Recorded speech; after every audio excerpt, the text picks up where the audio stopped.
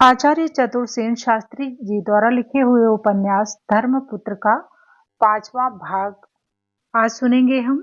आप सभी श्रोता मित्रों को हार्दिक नमस्कार। तो सुनते हैं धर्मपुत्र उपन्यास का 5वां भाग। मंदी का जमाना था। हजारों लाखों लोग बेकार फिरते थे। उन सबके लिए योगी राज एक दिलचस्प आश्रय बन गए थे। जब वे नगर में आते 10-20 जन उन्हें घेरे ही रहते थे। ये जन कोरे भिखमंगे, भुक्खड़, मूर्ख और आवारा ही न होते थे। वकील, बैरिस्टर, प्रोफेसर और अन्य गण्यमान्य पुरुष भी होते थे। अधिकांश को कीमियागिरी की ही चाट होती थी। वे आशा करते थे कि शायद कोई लटका हाथ आ जाए। दिलीप भी उनमें एक था। कहना चाहिए भक्तों में उसी का नंबर प्रथम था। बहुत प्रथम से वह नित्य प्रातः काल जल्द उठकर निगम बोध पर जाता, कसरत करता, स्नान पूजा करता, राष्ट्रीय संघ के दल में मिलकर समाज जुड़ाता। कभी कभी मीटिंग होती। पर्व त्योहार पर स्वयंसेवक दल को लेकर वह जन सेवा करता।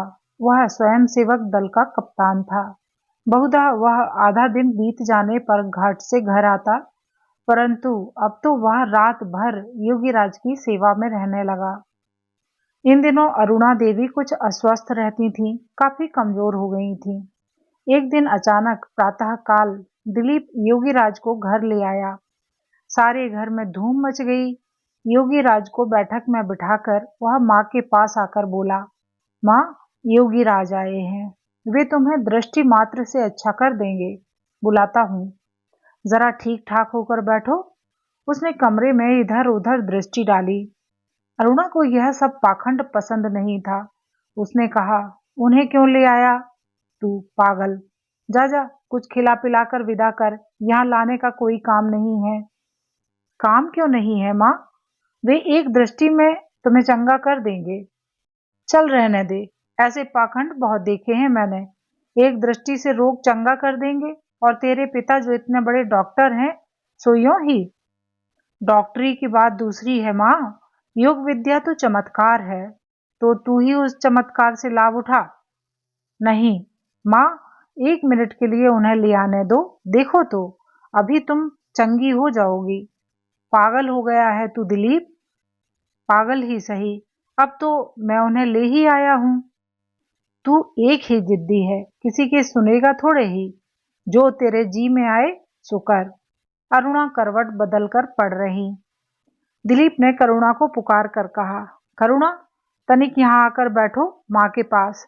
योगीराज को लाता हूँ। योगीराज ने कमरे में पदार्पण किया। आयु कोई 30 साल। काली घुंघराली बलदार लटकती लटें, सुगंधित तेल से तर, रेशमी धोती और सिल्की कुर्ता, कैनवास का जूता, चांदी की मूठ का बेंत, आंखों में सुरमा, क्लीन शेव्ड, फूलों के गजरे से लदे हुए।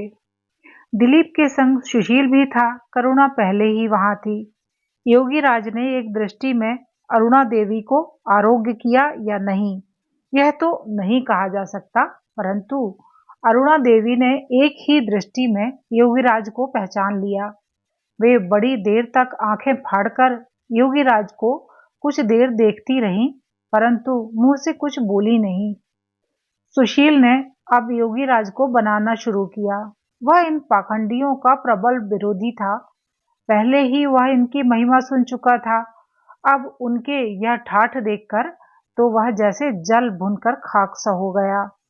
उसने नाटकीय ढंग से महात्मा जी को अत्यंत झुककर प्रणाम किया। उसका यह ढंग देख करुणा मुंह फेर कर हंसने लगी। सुशील ने बड़ी शालीनता से हाथ जोड़कर पूछा, कहाँ से आगमन हो रहा है महाराज? हम तो मानसरोवर से आ रहे हैं। आहा हा, मानसरोवर, भला हमसे जीवों को कहाँ नसीब। कितने दिन का निवास रहा वहां महाराज का? कैसे कहें, कुछ हिसाब तो रखा नहीं। 150 बरस भी हो सकता है, कुछ कम भी, अधिक भी।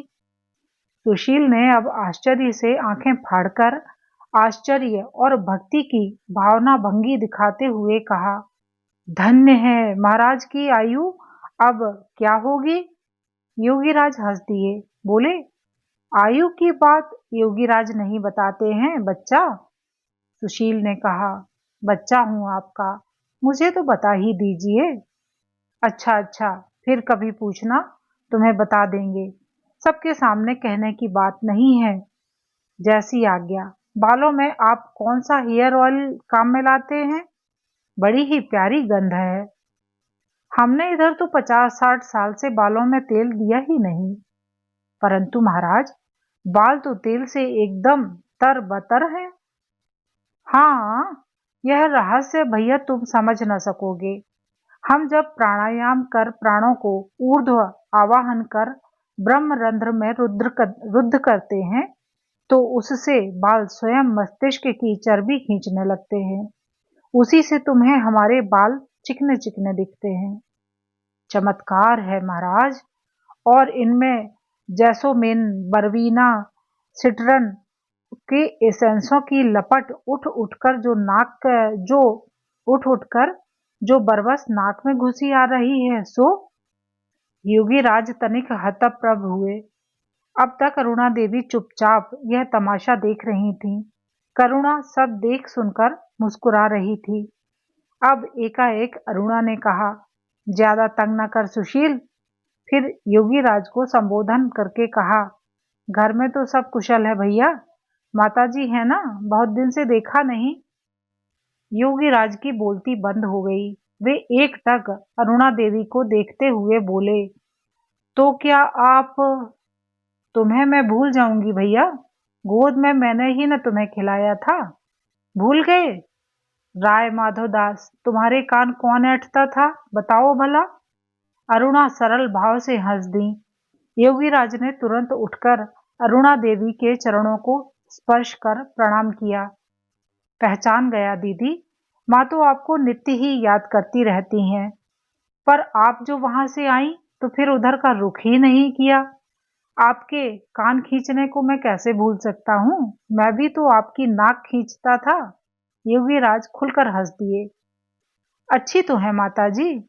कहाँ, दमे की बीमारी ने खोखला कर दिया है। उम्र भी तो खिंच गई है। मकान वही है ना?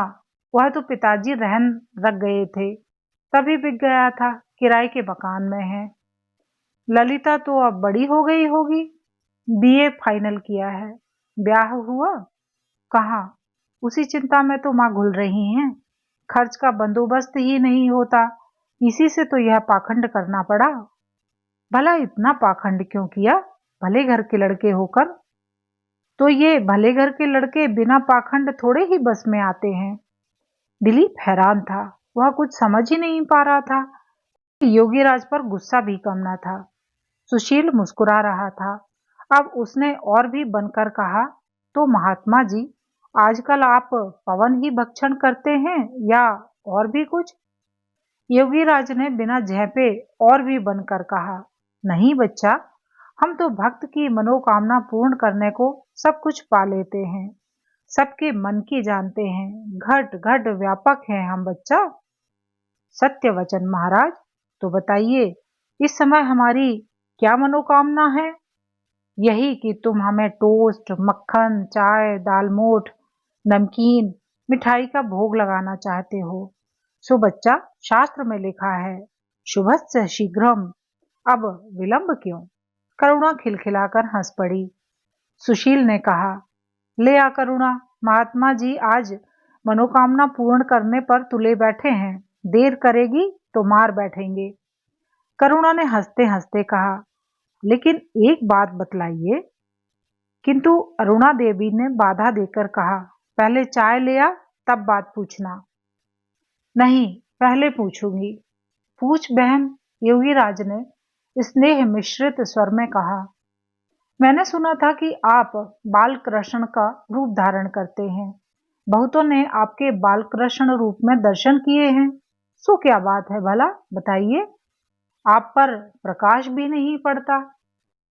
बहुत साधारण बात है। मैं एक गैस का हंडा मंगाकर बीच में रख लेता हूँ। भक्तगण चमत्कार देखने उसके चारों ओर बैठ जाते हैं।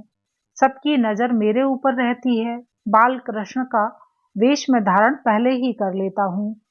लोगों से रोशनी तेज करने को कहता हूँ। एक दो आदमी हंडे में हवा पंप करते हैं, रोशनी तेज होती है।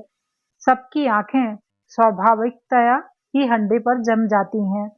मैं बराबर तेज तेज और तेज कहता रहता हूँ। वे हवा पंप करते रहते हैं। एकाएक मैं कहता हूँ, देखो। तेज प्रकाश के बाद आंखें मुझ पर उठ जाती हैं। प्रकाश के बाद एकदम देखने से वे मुझे कुछ छोटा तथा अंधेरे में देखते हैं। ऐसा होना स्वाभाविक ही है। बस यही वह चमत्कार है। बड़ी चालाकी करते हैं आप, करुणा ने कहा। लेकिन यह इतनी सी बात ये पढ़े लिखे भोंदू नहीं समझ सकते। माता का संकेत पाकर करुणा चाय लेने चली गई। अरुणा ने हंसकर दिलीप से कहा, दिलीप, तेरे योगी राज ने एक ही दृष्टि में मुझे अच्छा कर दिया भैया। दिलीप बहुत झेंप रहा था। योगीराज पर उसे गुस्सा आ रहा था, पर योगीराज ने उसे खींचकर छाती से लगा लिया। उसके बाद उस परिवार ने मिलकर खूब चाय टोस्ट उड़ाकर योगीराज अपने आश्रम को गए। राय राधा कृष्ण कानपुर में प्रैक्टिस करते थे। मस्त जीव थे, दबंग भी पूरे थे। अदालत में उनकी धाक थी। उन्हें पहले तो डॉक्टर अमृत राय का विवाह की स्वीकृति का पत्र मिला, पीछे इनकारी का। उसमें केवल इतना ही लिखा था, मैं मजबूर हो गया और शर्मिंदा भी हूं, परंतु आप क्षमा कर देंगे ऐसी आशा है। पत्र पढ़कर राय साहब जरा चिंता में पड़ गए, परंतु उन्होंने तुरंत ही अपना मन स्थिर कर लिया। उसी शाम को उन्होंने अपनी पुत्री माया को बुलाकर कहा, कल शनिवार है, कोर्ट आधे ही दिन का है। मुझे कुछ ऐसा काम भी नहीं है, बस 1 घंटे में आ जाऊंगा।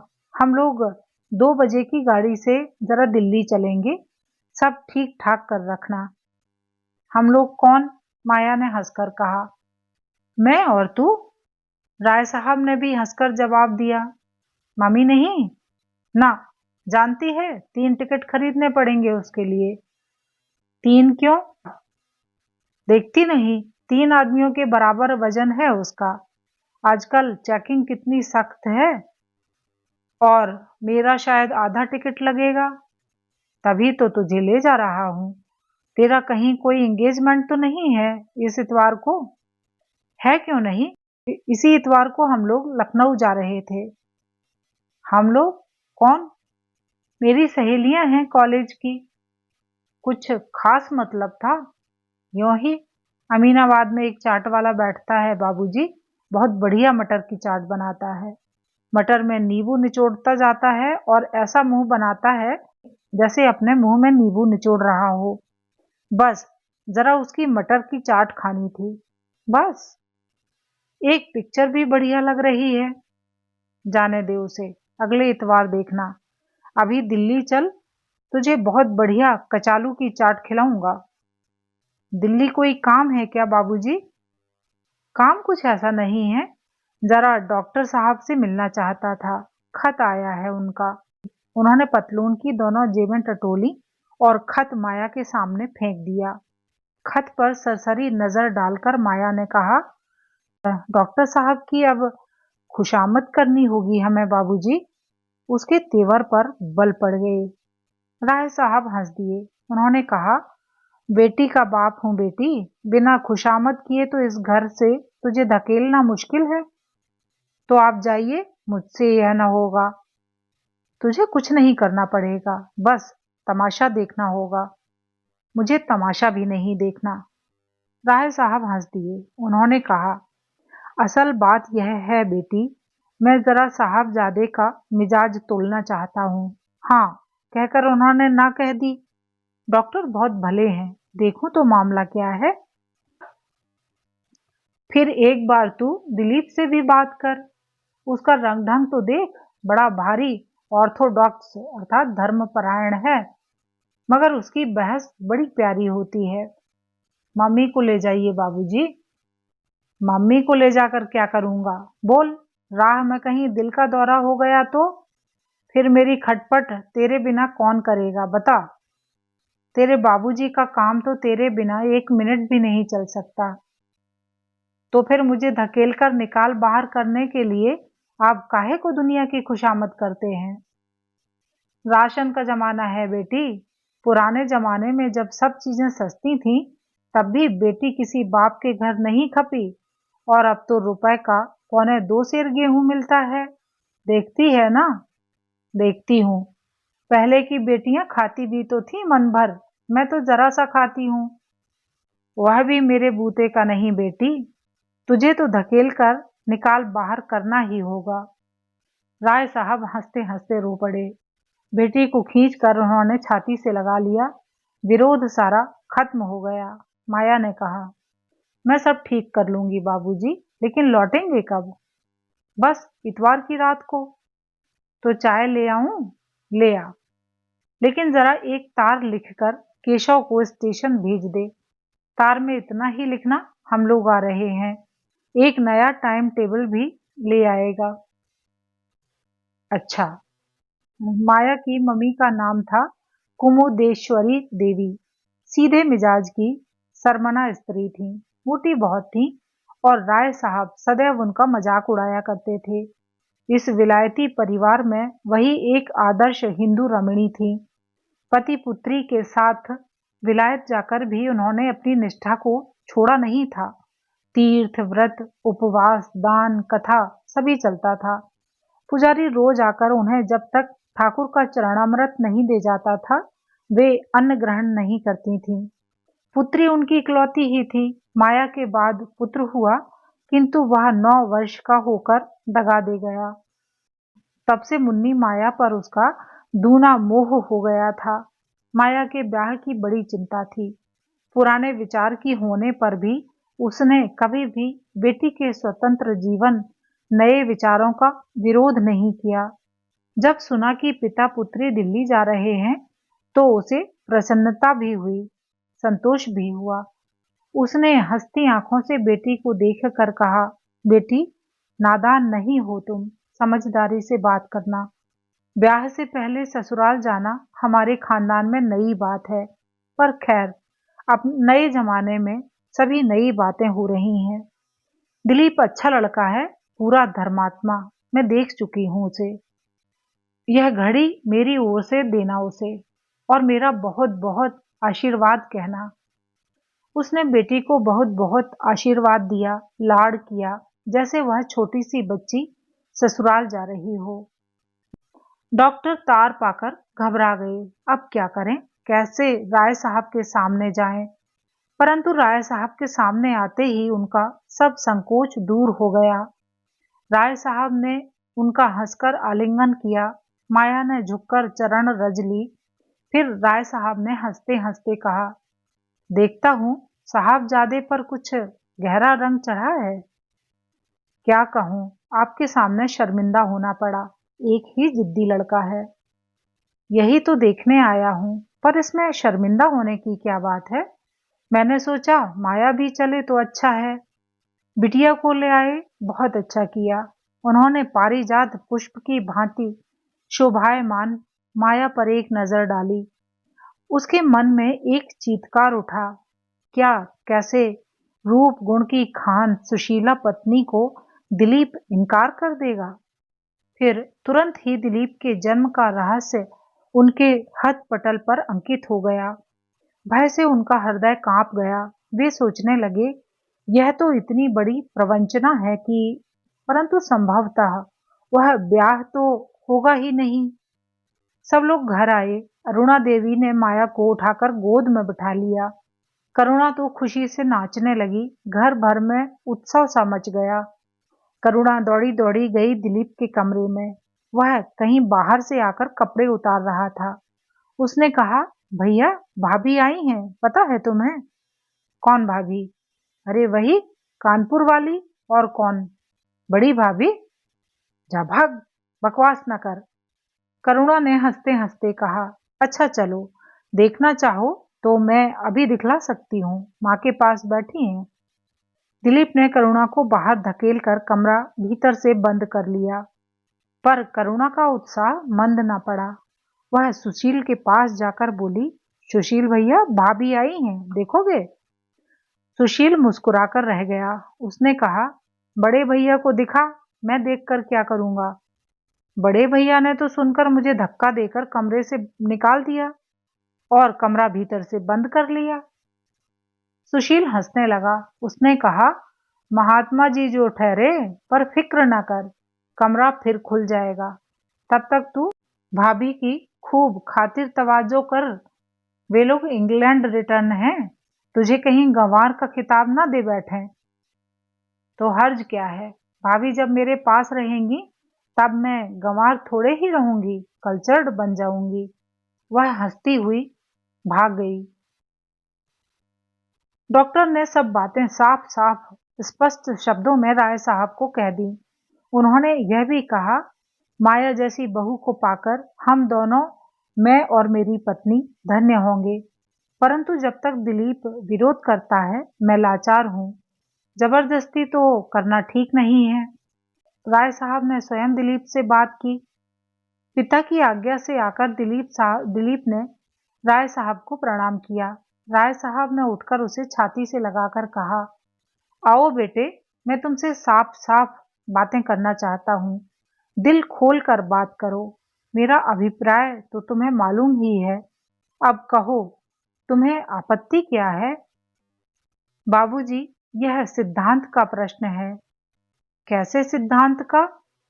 मैं हिंदू सभ्यता का कट्टर पक्षपाती हूँ, इसलिए मैं ऐसा कोई काम करना नहीं चाहता जो मुझे हिंदू आदर्शों से विचलित करे। यह तो अच्छा ही है, हम लोग हिंदू ही तो हैं। माया की माँ का तो कहना ही क्या, बड़ी ऑर्थोडॉक्स अर्थात धर्मात्मा है। अपने धर्म, वंश और रक्त का तो हमें अभिमान होना चाहिए। बस यही बात है बाबूजी। मैं साधु महात्मा का जीवन व्यतीत करना नहीं चाहता, परंतु मैं ऐसी पत्नी भी नहीं पसंद करता जिसकी शिक्षा दीक्षा हिंदू आदर्शों के विपरीत पश्चिमी सभ्यता में हुई हो। पश्चिमी सभ्यता का प्रभाव सर्वदा खराब ही रहता है, ऐसा तुम्हारा मत है? खराब अच्छा मैं कुछ नहीं कहता, पर दोनों में पूरब पश्चिम का अंतर है। तो इससे क्या? तुम सुबह पूर्व में मुंह करके संध्या करते हो, शाम को पश्चिम में। पूर्व और पश्चिम के विचार, संस्कृति, आचरण सभी में अंतर है। मैं पाश्चात्य संस्कृति से घृणा करता हूँ। मैं उन सब लोगों से घृणा करता हूँ जो अपने धर्म, संस्कृति और सामाजिक जीवन को छोड़कर पाश्चात्य लोगों की नकल करते हैं। इस प्रकार घृणा करना तो अच्छी चीज नहीं है दिलीप। खासकर तुम जैसे सुशिक्षित युवक को ऐसा नहीं करना चाहिए। तुम जानते ही हो, मानव जीवन के गुण दोष जो सामाजिक परिस्थितियों से उत्पन्न होते हैं, सभी जगह हैं। हिंदू संस्कृति भी उससे मुक्त नहीं। मैं तो बाबूजी आपसे बहस करना ही नहीं चाहता हूँ। तुम यदि अपनी हिंदू संस्कृति को केवल प्यार करते हो, तब तक तो बहस की बात नहीं थी। पर जब तुम दूसरों से घृणा करते हो, तब तो बहस करनी होगी, खासकर उस हालत में जबकि जिन्हें तुम घृणा करते हो वे तुमसे प्यार करें।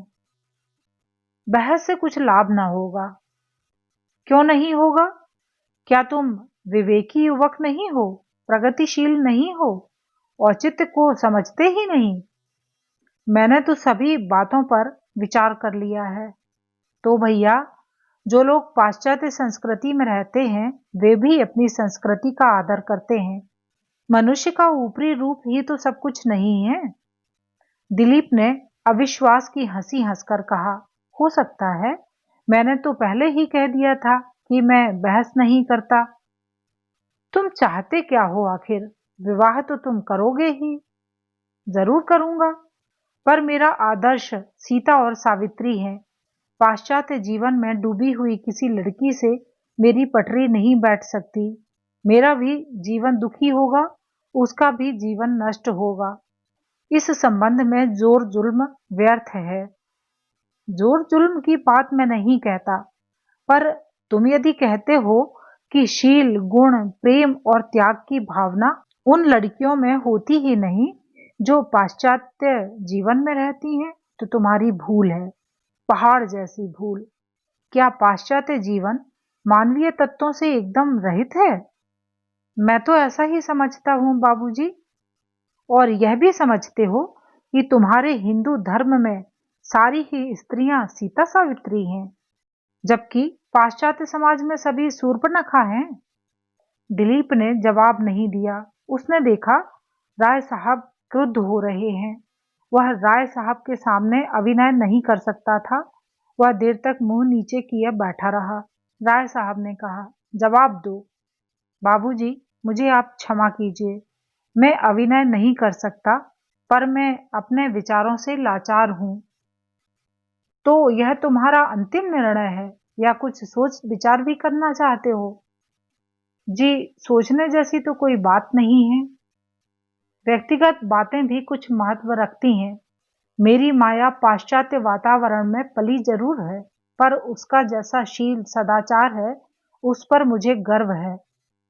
हो सकता है, पर और तो कुछ बातें हैं बाबूजी। और क्या बात है? सामाजिक मर्यादा की, जात बिरादरी की। मैं उन सबसे बाहर नहीं हो सकता।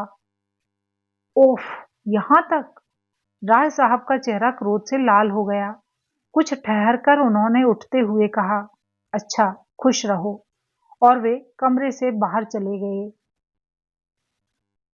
दिलीप को ऐसे प्रतीत हुआ जैसे किसी ने बड़े जोर से उसकी पीठ पर चाबुक दे मारा। वह हक्का बक्का सा खड़ा रह गया। जो बात उसके मुंह से निकल गई, उसको पीछे लौटाने का कोई उपाय न था। उसने स्पष्ट ही देखा, बहुत खराब, बहुत ऊंची बात वह कह गया है। एक भद्र पुरुष का उसने अपमान, घोर अपमान कर डाला है। राय साहब साधारण आदमी न थे, बड़े भारी प्रतिष्ठित पुरुष और नामी बैरिस्टर थे, बुजुर्ग थे। आकर उन्होंने दिलीप से बड़े प्रेम और ममता से बातें की थीं। उनके साथ ऐसा अभद्र व्यवहार! फिर वे तो इस समय उसके पिता के स्थानापन्न सम्मान्य अतिथि थे। दिलीप जैसे सुशिक्षित तरुण को तो ऐसा न करना चाहिए था। अपनी इतनी बड़ी भूल उसे न दिखे, ऐसा अंधा तो वह था नहीं। वह एक प्रगतिशील तरुण है। विचार अवश्य उसके प्राचीनता के पोषक हैं, पर वह मूढ़ नहीं है।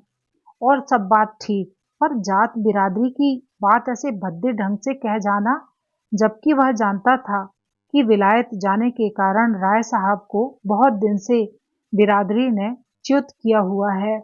बहुत ही खराब बात हुई। राय साहब को सचमुच यह बात आहत कर गई। उन्हें दिलीप से इतनी संकुचित वृत्ति की आशा न थी, पर तीर तो हाथ से छूट चुका था। अब क्या किया जाए? बार बार उसका मन होता था कि वह दौड़कर जाए और राय साहब से माफी मांग ले, पर यह भी उससे न बन पड़ा। वह सोचने लगा, यह भी एक भद्दा नाटक सा हो जाएगा।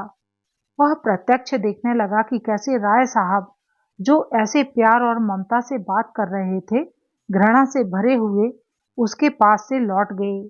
चलती बार जो वे खुश रहो कह गए, वह उसे अपने लिए शुभाशीर्वाद नहीं। ऐसा प्रतीत हुआ कि प्यार करते करते लात उसकी पीठ पर मारकर वे चले गए हैं। उसी लात से पीड़ित मर्माहत वह तरुण मेधावी युवक दिलीप अपने उस सूने कमरे में बड़ी देर तक जड़ बना खड़ा रहा। राय साहब ने संक्षेप में माया को स्पष्ट रूप से अपनी बातचीत का निष्कर्ष बता दिया। सदैव का समुद्र की भांति हंसमुख उनका मुंह भरे हुए बादलों के समान गंभीर और भारी हो गया था। यह माया से छिपा न रहा। मुस्कुराकर, बल्कि हंसते हंसते ही उन्होंने बेटी से दिलीप की बातचीत का सारांश कहा। पर माया को यह साफ साफ भास गया कि दिलीप ने उसके पिता का घोर अपमान कर डाला है, और वह विचारों का चाहे जैसा है तथा शिक्षित भी चाहे जितना है, पर सभ्य नहीं। पिता की सब बातें सुनकर उसने अपना कुछ भी मत व्यक्त नहीं किया। सूखे कंठ से उसने कहा, किस गाड़ी से चलना होगा बाबूजी? सूखे कंठ से। क्यों? इसलिए कि उसके आते ही जिस सरल तरल मुख ने उसे भाभी का प्रिय संबोधन दिया था, जिस सुखद मधुर ध्वनि ने उसे व्यामोहित किया था, वह भाभी संबोधन उसके अंदर में विद्रूप करके हा हा करके हंस उठा। छी छी, कैसी लज्जा की बात है। अब वह कैसे करुणा को आंख उठाकर देखेगी। और उसने यदि फिर संबोधित किया तब, परंतु इतना ही नहीं, अरुणा देवी ने जो उसे माँ की ममता से अपनी छाती से लगाया था, सो आज ही तो वह प्रतिमा एक सिंहासन पर आरूढ़ हुई और आज ही च्युत हो गई। वाह री विडंबना, वह सोचने लगी। उसका यहाँ इस भांति आना कितनी खराब बात हुई। पुराने विचार के लोग जो रिश्ते संबंध के मामलों में आन मानते थे, कुंवारे मढ़े लड़कियां ससुराल नहीं जा पाती थीं, सो ही ठीक था। यह सब क्या हो गया भला। एक वाक्य, एक भाव, एक मूर्ति, एक संबंध, एक संबोधन, एक प्यार, उसके रक्त बिंदुओं ने जो उसकी चेतना पर अंकित किया, उसे वह अभी इसी क्षण कैसे धो पहुंचकर साफ कर दे। यह तो उसके बूते की बात ही नहीं है। अब कैसे वह उस प्यार को, आदर को, ममता को, आत्मीयता को सहन कर सकती है। उसका मन हुआ इसी समय, इसी क्षण वह किसी जादू के बल पर यहाँ से लोप हो जाए, चुपचाप बिना किसी के जाने चली जाए, सो ही अच्छा है। और उसकी अंतरात्मा पर उस प्यार और ममत्व का जो भार लद रहा था, उसे वह किसी तरह उतार फेंके। यह भी उसके बूते की बात नहीं है। इसी से उसका कंठ स्वर सूख गया। परंतु जीवन में पहली बार राय साहब ने बेटी का यह सूखा कंठ स्वर सुना। राय साहब की वह साधारण बेटी न थी। उनके प्राणों का संपूर्ण आवाहन उस कोमल, अमल, धवल, उज्जवल, आलोक प्रतिमा में था। वे जानते थे कि माया कितनी सहृदय, भावुक और प्रतिभा संपन्न है। आत्मसम्मान भी उसका कितना है। वे स्वयं भी बड़े महाधनी थे। अब जो मूर्ख दिलीप ने छोटे मुंह बड़ी बात कह डाली, सो इसमें उनका अपना जो इतना अपमान हुआ, जिसके कारण राय साहब एक आहत योद्धा की भांति कराह कर दिलीप के पास से उठ आए। उसे तो वे बिल्कुल ही भूल गए। इस समय तो उनकी अपनी संपूर्ण चेतना माया के दुख से ओत-प्रोत हो गई। माया का वह सूखा कंठ स्वर सुनकर उन्होंने एक निरीह असहाय से होकर बेटी की ओर देखा, फिर कहा, गाड़ी तो अब 3 बजे मिलेगी। उन्होंने जेब से घड़ी निकालकर देखी, फिर कहा, अभी तो 12 ही बजे हैं। क्या अभी इसी क्षण नहीं चला जा सकता बाबूजी? माया ने खोखले स्वर में कहा। नहीं बेटी, ऐसा कभी नहीं हो सकता। क्या कहेंगे डॉक्टर?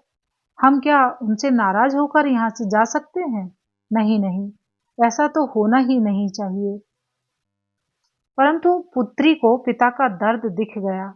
उसने सूखे होठों में हंसी भरकर जैसे सारी वेदना, सारे अपमान को एक ओर धकेल कर कहा, आपने मुझे कचालू खिलाने का वादा किया था। चलिए जरा देख आऊं कैसी होती है कचालू की चाट। पिता तो पहले ही पुत्री का सूखा कंठ स्वर देख चुके थे। अब सूखे होठों पर हंसी देखकर उन्होंने कहा, हाँ हाँ, लेकिन अभी नहीं, भोजन से निबटकर तीसरे पहर। अभी तू जा, करुणा से गप उड़ा, मैं तब तक डॉक्टर से थोड़ी बात कर लूं। वे मुड़कर जाने लगे। माया ने कहा, तो फिर आप शायद वह गाड़ी न पकड़ सकेंगे। देखा जाएगा, मैं जरा बात तो कर लूं। और वह कभी न हारने वाला अजेय योद्धा जैसे लड़खड़ाता हुआ बाहर निकल गया। बेटी का बाप होना भी कैसा दुस्सह है, वह उसने प्रत्यक्ष देख लिया। उसी दिन तीसरे पहर दिलीप बाहर जाने को तैयार था कि माया ने अयाचित रूप से उसके कमरे में आकर कहा, आप क्या जल्दी में हैं? क्षण भर के लिए दिलीप स्तंभित रह गया। उसे देख ऐसा प्रतीत हुआ जैसे आज पहली बार उसने एक स्त्री मूर्ति देखी है जो अलौकिक है, अद्भुत है। उसे ऐसा प्रतीत हुआ जैसे उसके हृदय के गहन अंधकार में एक बारगी ही सूर्य किरण फूट उठी। जीवन में कभी न अनुभव में आई हुई भावना ने उसे जकड़ लिया। जैसे उस मूर्ति के दर्शन मात्र से ही उसका सारा धैर्य, पौरुष, संपूर्ण दृढ़ता गलकर बह गई। वह जैसे अब तक एक चट्टान था और अब क्षण भर ही में उस दर्शन का स्पर्श पाकर रज कण हो गया। उसने हकलाते हुए कहा, हाँ, नहीं, आप आइए। माया ने 2 कदम आगे बढ़ाकर बिना ही किसी भूमिका के कहा, मम्मी ने आपको देने के लिए यह घड़ी मुझे दी थी। उसने वह घड़ी सामने टेबल पर रख दी।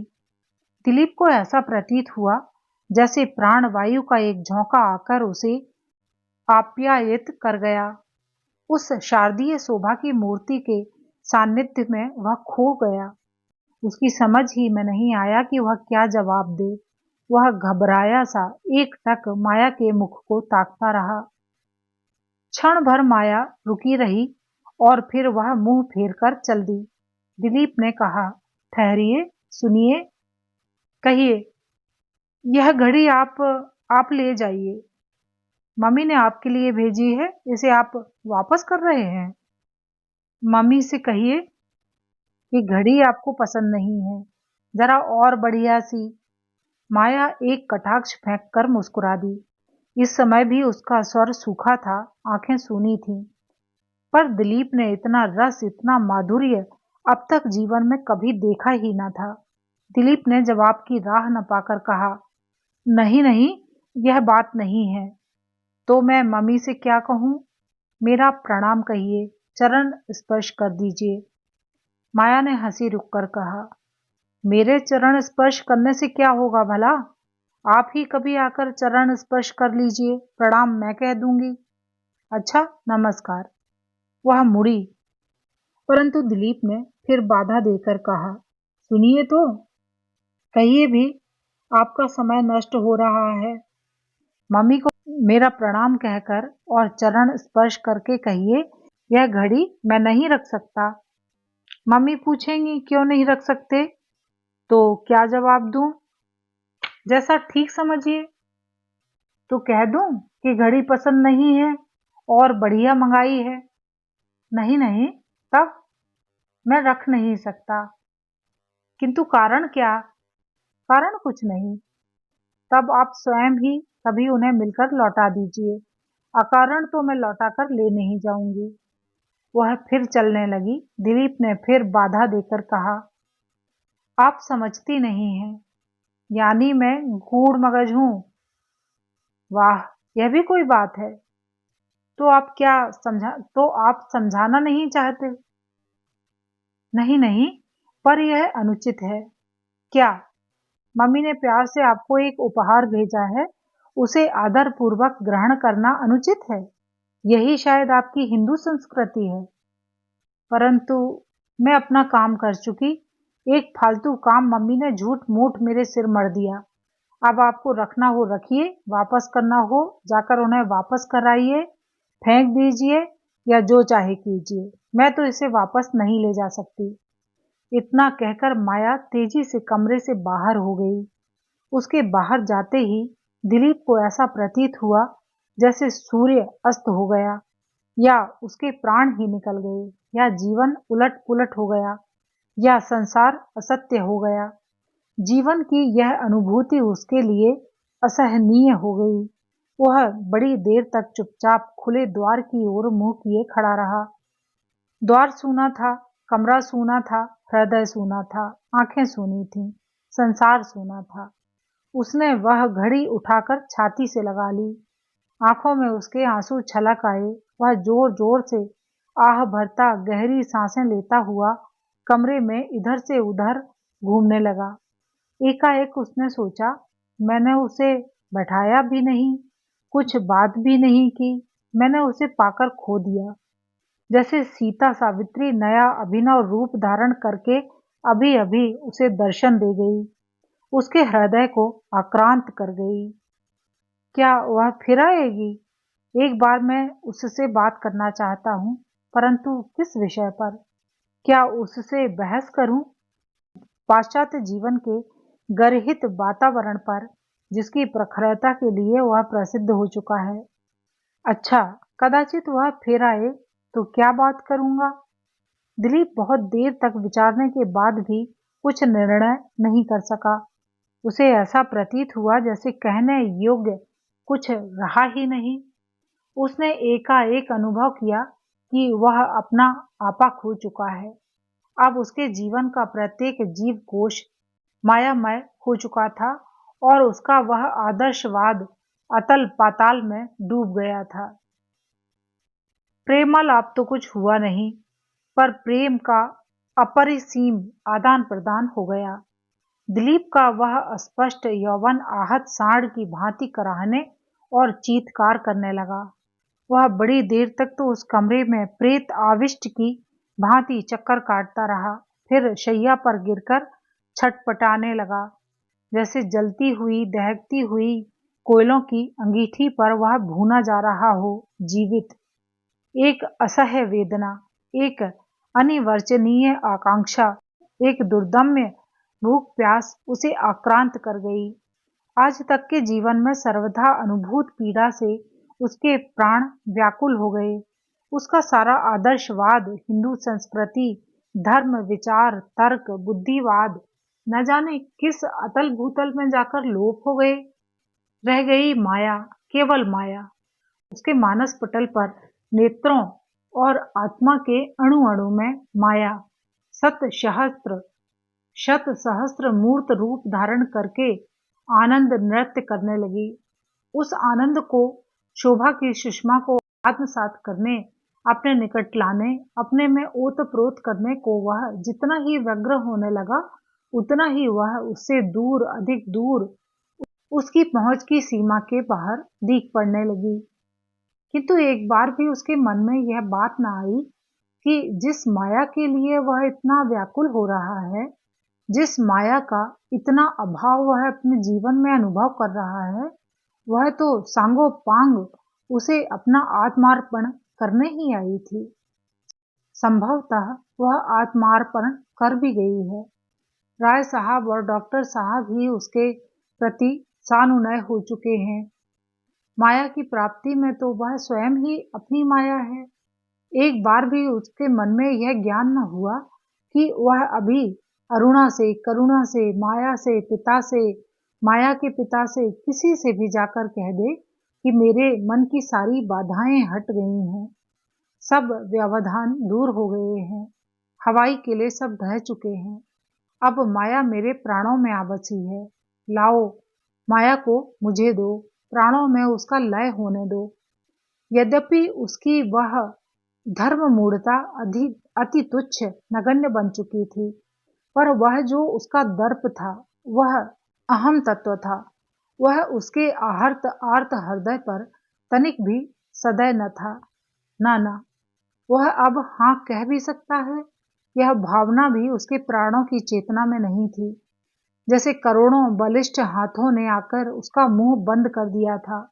अंधेरा हो गया, दिए बत्ती जल गए, पर दिलीप को इसका कुछ भी भान नहीं हुआ। वह उसी भांति कमरे में पड़ा रहा। किस नए रोग में वह आज इस समय एकाएक ग्रस्त हो गया था, उसका निदान वह नहीं जानता था। परंतु जब घर के नौकर ने कमरे में आकर बत्ती जलाई और देखा बाबू सो रहे हैं, तब उसने पास आकर स्नेह से पूछा, तबीयत खराब है क्या बाबूजी? माँ जी से कह दूं? तब दिलीप कुछ भी जवाब नहीं दे सका। नौकर ने कुछ कहा है यह तो उसने सुना, पर क्या कहा यह नहीं सुना। वह नौकर को कुछ जवाब न देकर करवट बदलकर सो रहा, पर अब वह सो भी न सका। नौकर के जाते ही वह तड़प कर उठा और एकदम घर से बाहर हो लिया। ज्वराक्रांत की भांति उसके पैर लड़खड़ा रहे थे, पर वह बढ़ा जा रहा था। आप ही आप वह अपने पूर्वाभ्यासवश जमुना तीर पर जा पहुंचा। एक दो परिचितों ने उसे टोका भी, पर उसने सुना ही नहीं। वह किनारे ही किनारे दूर तक चला गया। गहरी अंधेरी रात थी, आकाश में तारे टिमटिमा रहे थे। जमुना किनारे ऊंची ऊंची घास में झींगुर बोल रहे थे। दूर नगर की बिजली की बत्तियां टिमटिमा रही थीं और सन्नाटे के आलम में वह एक उन्मत्त, मदमत्त, विवश आदमी की भांति बढ़ा जा रहा था।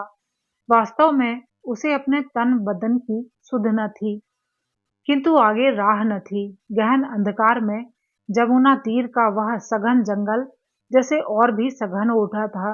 उसे रुकना पड़ा। अपने चारों ओर उसने देखा, यतिकिंचित। उसने सोचा वह कहाँ आ गया है। जरा सी चेतना उसे हुई, वह लौटा।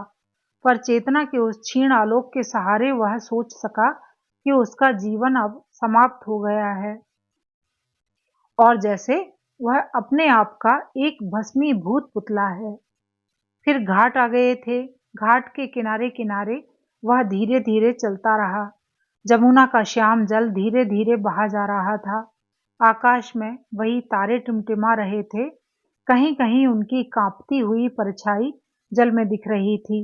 एकाध बादल का टुकड़ा आकाश में घूम रहा था। वह एक सुपरिचित घाट पर बैठ गया। वह सोचने लगा, यह हो क्या गया। माया तो उसकी कुछ भी नहीं। उसका उस पर कुछ अधिकार भी न था। फिर क्यों वह ऐसा समझ रहा है कि वह लुट गया। अब उसकी गांठ में कुछ था ही नहीं, तो लुटा क्या है। नहीं लुटा है तो वह आज इस समय ऐसा निरीह, असहाय, एकाकी कैसे हो गया है। अब तक क्या था उसके पास जो अब नहीं रहा। उसने बहुत सोचा, पर कोई भी तो कूल किनारा उसे नहीं मिला। वह कुछ भी तो नहीं समझ पाया कि उसकी क्या स्थिति है और वह क्या करे। बहुत देर तक वह वहीं चुपचाप बैठा रहा। एकाएक उसे योगी राज का स्मरण हो आया। कैसा झूठा, मक्कार और धूर्त था वह। उसकी श्रद्धा भावना पर कैसा करारा आघात कर गया वह। धर्म, कर्म, योग, व्रत, उपवास, नियम सबकी एक रूपरेखा सी जैसे उसे छू गई। उसे ऐसा प्रतीत हुआ मानो अब तक वह व्यर्थ के बोझ को ढोता फिर रहा था। आज उसे अनायास एक निधि मिली और मिलते ही छिन गई। वह गुनगुना उठा, आज ही तो था मिलन क्षण, आज ही हो गई विदाई। झर झर झर झर आंसू उसकी आंखों से झरने लगे। जीवन में प्रथम बार इन अश्रुकणों ने उसके नेत्रों को सजाया था।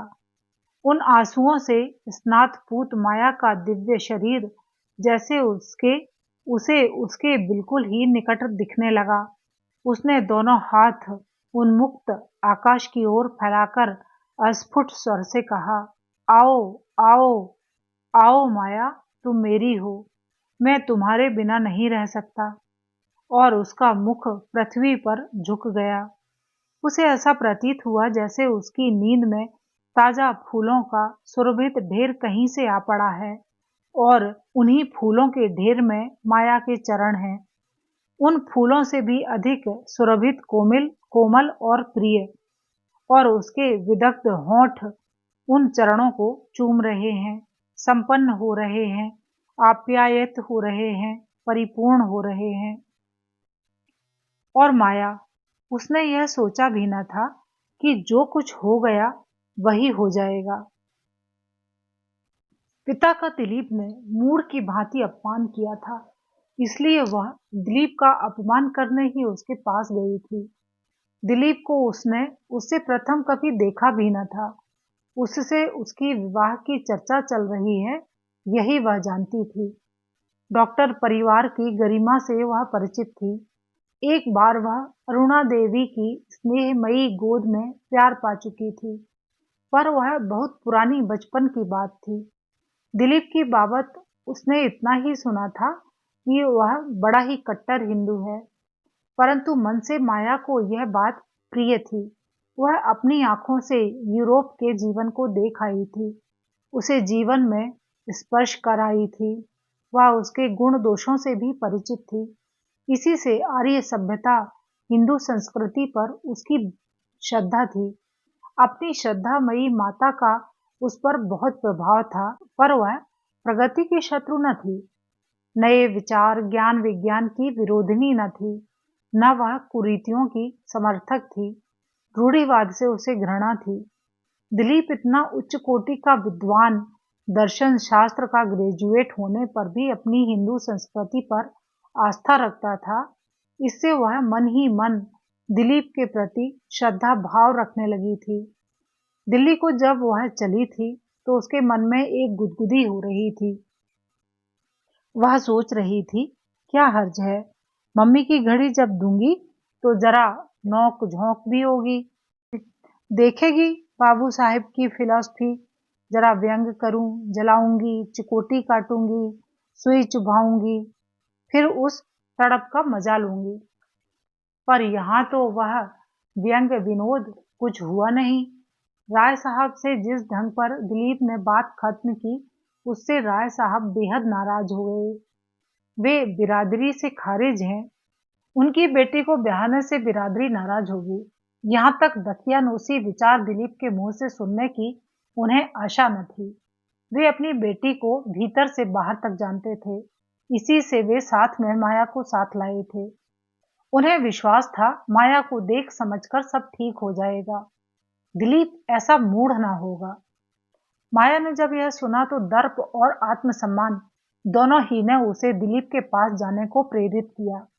माँ की घड़ी देने का बहाना था, वह पिता के अपमान का बदला लेना चाहती थी, कुछ तीखा व्यंग भी करना चाहती थी। यदि उसे मालूम होता कि वह असल मुसलमान माता पिता का बालक है, तब तो वह पिता के अपमान का पूरा ही बदला चुका लेती। असल में वह बिना ही हथियार शत्रु जीतने चली थी, परंतु वहां कुछ और ही हो गया। माया ने देखा, एक गौर वर्ण तेजस्वी छरहरे बदन का लंबा दुबला तरुण, नोकदार नाक और पानीदार तेज गहरी काली आंखें, सुर्ख पतले होंठ, मजबूत ठोड़ी और मांसल गर्दन, विशाल वक्ष और मुट्ठी भर कमर, सीधा सरल वेश। तो माया ने आपा खो दिया।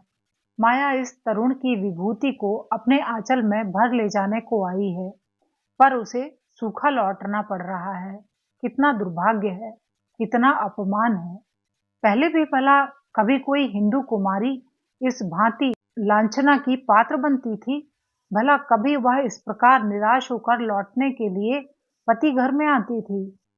हिंदू वधू तो गाजे बाजे के साथ हीरे मोतियों से सुसज्जित ससुराल की आंखों पर पैर रखकर श्वशुर गृह में प्रवेश करती है। नई सभ्यता और नए आलोक ने ही उसे इस भांति अपमानित किया। वह दिलीप को न व्यंग वाणों से विद्ध कर सकी, न उसके हृदय में सुई चुभा सकी, न चिकोटी काट सकी। माता की दी हुई घड़ी वहां रख और आंखों में एक चुभन भर वहां से भाग आई, यह तो ठीक, पर अपने रक्त की प्रत्येक बूंद में दिलीप की वह मूर्ति भर लाई। प्रेम और दर्द अब संग्राम करने लगे और माया उनकी चपेट में घाव खाने लगी। वह और राह न पाकर सीधे अपनी शैया पर पड़ गई। उसी समय करुणा ने आकर कहा, उठो भाभी, हम सिनेमा चल रहे हैं, माँ तैयार हैं, जल्दी करो। हाय रे भाभी, यह अबोध बालिका नहीं जानती कि यह मधुर संबोधन उसे कहाँ घायल कर रहा है। उसने उसे भाभी ही बना लिया है। जीवन के घात प्रतिघातों से इस सरल तरल व्यक्ति को क्या सरोकार है। माया ने आंखें पोंछते हुए कहा, इस समय न जा सकूंगी, माँ से कह दो। अरे, तुम्हारी तो आंखें सूज रही हैं, लाल चोट हो रही है, क्या तबीयत खराब है? हाँ, बहुत खराब है, जरा सोने से ठीक हो जाएगी। तो मैं माँ को बुलाती हूँ। माया का तनिक भी अनुरोध न मान करुणा अरुणा देवी को बुला लाई। अरुणा के साथ आए डॉक्टर भी, राय साहब भी। और कोई न समझे, पर राय साहब ने पुत्री की चोट को समझ लिया। डॉक्टर भी कुछ कुछ समझ गए। वे मौन ठगे से खड़े रहे। केवल अरुणा देवी माया का सिर गोद में लेकर व्यस्त भाव से बैठ गईं। करुणा और भी परेशान होकर दौड़ धूप करने लगी, यूडी क्लोन ले आई और भी उपचार हुए। अरुणा देवी ने सभी को विदा कर दिया, किंतु करुणा किसी तरह नहीं गई। अब कैसा जी है भाभी? वह बार बार पूछती रही। कोई भी किसी तरह उसका भाभी कहना न रोक सका, और अब न जाने किस सूक्ष्म अनुबंध के सहारे यह शब्द किन किन भावों अनुभावों से घुल मिलकर माया के त्रसित कर्णों में सुधा बरसाने लगा। रक्त की प्रत्येक बूंद से सिहरन पैदा करने लगा। बहुत रात बीतने पर माया ने बड़ी कठिनाई से अरुणा देवी को विदा किया, परंतु करुणा किसी तरह न गई। वह वहीं माया के पास उसी पलंग पर माया के गले में अपने कोमल भुज मृणाल का बंधन डालकर सो रही। दो स्त्री हृदय पास पास धड़क रहे थे। दोनों अम्लान अनाघ्रात कौमार्य के पुनीत तत्व से ओत-प्रोत शुद्ध सरल प्रेम से लबालब, किंतु एक ज्ञात दूसरा अज्ञात। केवल एक ही पौरे आगे बढ़ने से दोनों में इतना अंतर पड़ गया था, इन्हीं कुछ क्षणों में। अभी आप सुन रहे थे धर्मपुत्र उपन्यास का 5वां भाग आचार्य चतुर्सेन शास्त्री जी द्वारा लिखा हुआ।